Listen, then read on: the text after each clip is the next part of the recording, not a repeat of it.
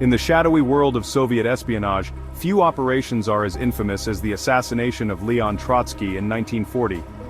This meticulously orchestrated mission was a chilling reminder of the Soviet Union's ruthless determination to eliminate its enemies no matter where they fled. Carried out by the NKVD, the predecessor to the KGB, the assassination was as much a psychological statement as it was a political execution. Leon Trotsky, a key architect of the Russian Revolution and a prominent Marxist thinker, had fallen out of favor with Joseph Stalin. By the late 1920s, Trotsky had become Stalin's most vocal critic, condemning his policies and accusing him of betraying the revolution. Exiled from the Soviet Union in 1929, Trotsky sought refuge in various countries before settling in Mexico City, where he continued to write and rally opposition against Stalin. Stalin viewed Trotsky not just as a political rival, but as a symbol of resistance to his regime. For Stalin, Trotsky's mere existence was intolerable, a lingering threat to his authority. In 1938, Stalin gave the order to eliminate Trotsky, initiating a covert operation that would span years and cross international borders. The mission was entrusted to Ramon Mercader, a Spanish communist recruited by the NKVD. Mercader's cover story was intricate.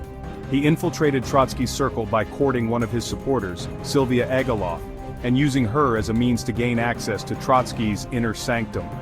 Mercader posed as a sympathizer, carefully cultivating trust while biding his time. The NKVD had already made one attempt on Trotsky's life. In May 1940, a team of Soviet agents led by Mexican painter David Alfaro Siqueiros staged a violent raid on Trotsky's home, riddling it with bullets. Miraculously, Trotsky and his wife survived, emerging unscathed from the attack, but the failed attempt only emboldened the Soviets to perfect their plans. On August 20, 1940, Mercader seized his opportunity. Under the guise of presenting Trotsky with an article for review, he entered his study armed with an ice axe concealed beneath his coat. As Trotsky leaned over the manuscript, Mercader struck, driving the axe into Trotsky's skull. Despite the devastating injury, Trotsky fought back, grappling with Mercader and calling for help. He succumbed to his wounds the next day.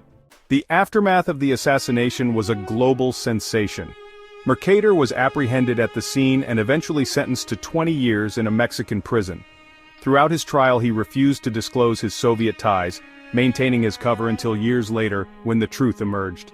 Stalin, satisfied with the outcome, awarded Mercader the Hero of the Soviet Union in absentia. The assassination of Trotsky was more than a political murder, it was a calculated act of psychological warfare. Stalin's message was clear: no enemy of the Soviet state, no matter how far they ran or how high their profile, was beyond the reach of Soviet power. The murder also served as a warning to potential dissidents within the Soviet Union, solidifying Stalin's iron grip on the party and the nation. For historians and political thinkers, the assassination of Trotsky remains a poignant example of the extremes of Stalin's paranoia and ruthlessness. It underscores the lengths to which totalitarian regimes will go to silence dissent and maintain control. Even today, the image of Trotsky's blood-stained study and the infamous ice axe serve as haunting symbols of betrayal, ideology, and the dark side of revolutionary politics. The shadows of that brutal day in 1940 linger, a testament to the brutal machinery of Soviet power and the tragic fate of those who dared to oppose it.